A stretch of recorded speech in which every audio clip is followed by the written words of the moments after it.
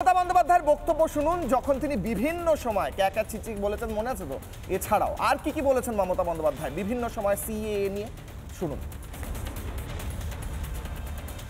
নাম বাদ দেবেন যারা জেনুইন ভোটারদের, আমি তাদের বলছি দয়া করে মানুষকে হ্যারাস করবেন না। আর এখানে এনআরসি আমি বেঁচে থাকতে করতে দেব না, এখানে ডিটেনশন ক্যাম্প আমি করতে দেব না। এসআরের নামে, স্পেশাল ডিভিশনের নামে এনআরসি করার একটা প্ল্যান চলছে।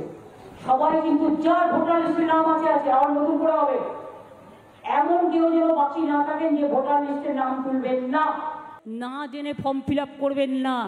আপনার ডিটেলস নিয়ে গিয়ে ভোটার লিস্ট থেকে নাম বাদ দিয়ে দেবে, আর নিয়ে বলবে এই নাও এনআরসির নোটিশ নাও।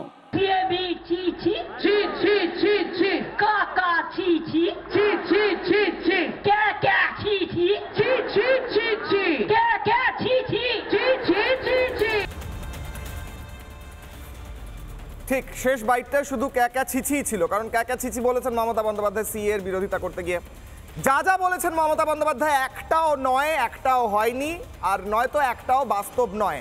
মমতা বন্দ্যোপাধ্যায় বলছেন ফর্ম ফিল আপ করলেই, সিএ এর ফর্ম ফিল আপ করলে এনআরসি থেকে নাম বাদ দিয়ে এসআইআর করে নাম বাদ দিয়ে দেবে। সব মিশিয়ে এসআইআর, সিএ, এনআরসি সব মিশিয়ে, আমি আসছি মণিশঙ্কর দা, সব মিশিয়ে ঘ্যাট করে মমতা বন্দ্যোপাধ্যায় খিচুড়ি করেছেন। সেই খিচুড়ির থেকেই আমার দ্বিতীয় প্রশ্ন, দ্বিতীয় অগ্নিবাণ। ভোট লুটতে ভাওতা কোটান করে দিচ্ছি, কারণ বিরোধীরা বলছেন এটা সম্পূর্ণ ভাওতা। মমতা বন্দ্যোপাধ্যায় যা বলছেন মিথ্যে, ভাওতা, এগুলো একটাও সত্যি নয়। তাই মমতা বন্দ্যোপাধ্যায় মিথ্যে বলছেন, ভোটটা যাতে লুটতে পারা যায়, লুটে নেওয়া যায়। মণিশঙ্করবাবু হাত তুলছিলেন, বলুন। আমি একটা কথা বলছি, যে বাস্তব হচ্ছে কি হচ্ছে না, that is the main thing. দেখুন, আজকে আমাদের পার্লামেন্টে এই ভোট হয় কেন, এত এমপি থাকে কেন রাজ্যসভায় বা লোকসভায়? বিরোধিতা থাকবে, সেখানে কোনো একটা পলিসি ডিসিশন নিতে গেলে মেজরিটি পোর্শন দিয়ে সেটা বিলটা পাস করাতে হবে, এই জন্য এই দরকার।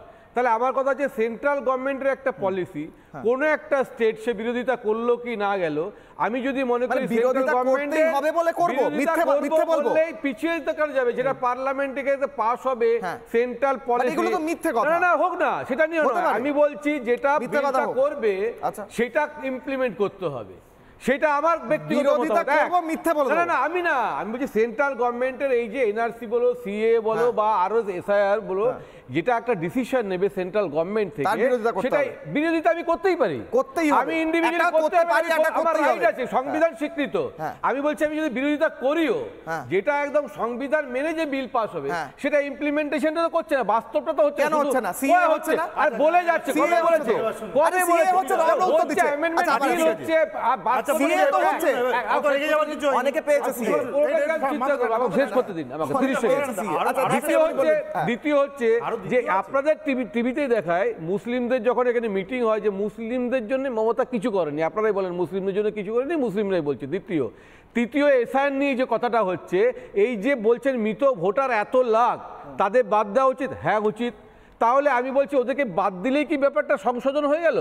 আজকে যদি মৃত ভোটার ধরে নিলাম 50 লাখ বাদ গেল, ভোটটা হবে 6 মাস পর, 6 মাসে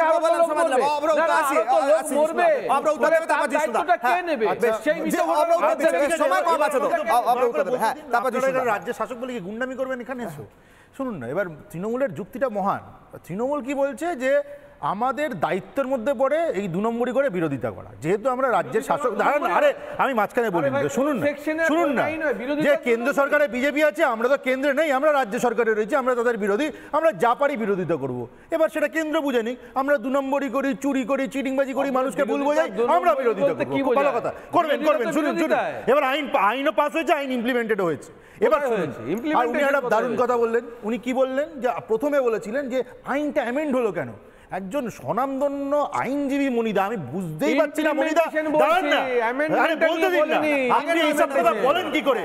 আইন অ্যামেন্ড হয় না, অ্যামেন্ড হয় না, কথাই বলি, ইন্ডিয়ান কনস্টিটিউশন অ্যামেন্ড হয়, একবার বলেন, আমি বলছি কথা বলে যাচ্ছেন, একবারও বলেন, মহান মনিদা, আরে শুনুন না, মহান কেন? আপনি মহান নয়, আপনি মহান নয়, বলেছি যে আপনি তো চোর নয়, আমি বলছি আপনাকে কি চোর বললে ভালো লাগবে? আমি বলছি অ্যামেন্ডমেন্ট করে ইমপ্লিমেন্ট। আচ্ছা ঠিক আছে, হ্যাঁ হয়েছে। অ্যামেন্ডমেন্ট নিয়ে কোনো কথা মনিদাকে মহান বলছি, মনিদা সেটা গায়ে লাগছে। মনিদাকে বোধহয় চোর বললে মনিদার গায়ে লাগছে না। দু নম্বরই আমি যাচ্ছি না, আমি বলছি পরিষ্কার ব্যাপারটা বুঝুন।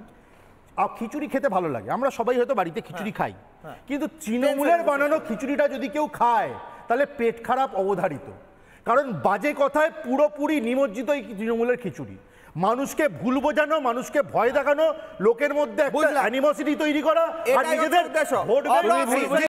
নানা ধরনের কন্টেন্ট দেখার জন্য লাইক করুন, শেয়ার করুন আমাদের ফেসবুক পেজ, সাবস্ক্রাইব করুন আমাদের ইউটিউব চ্যানেল।